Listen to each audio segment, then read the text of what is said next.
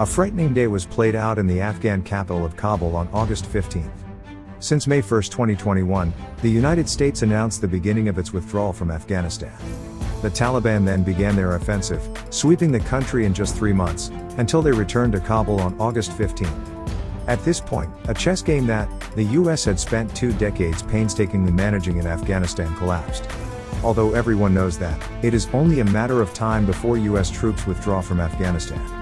But it is still surprising that Biden withdrew his troops so quickly, leading to the Taliban's unstoppable takeover of Afghanistan.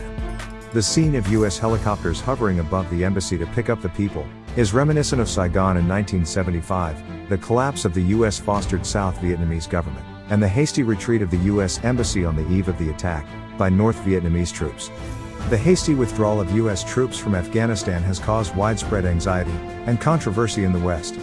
British Defense Secretary Wallace said, bluntly, that the US decision to withdraw troops from Afghanistan was a mistake.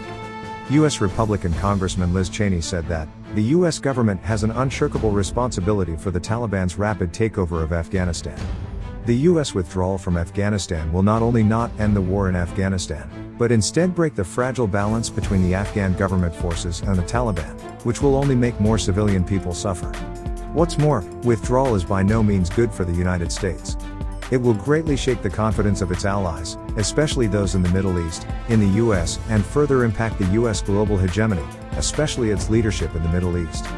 In addition, the Taliban can actually defeat the US military, but also greatly encourage the Islamic region advocates jihad, including Al-Qaeda and the Islamic State, including terrorist forces. They will be inspired by the spirit of the Taliban, launched rounds of attacks on the United States. It can be said that the consequences are endless. In addition, there will be a large number of Islamic refugees, including Afghanistan, into Europe and the United States.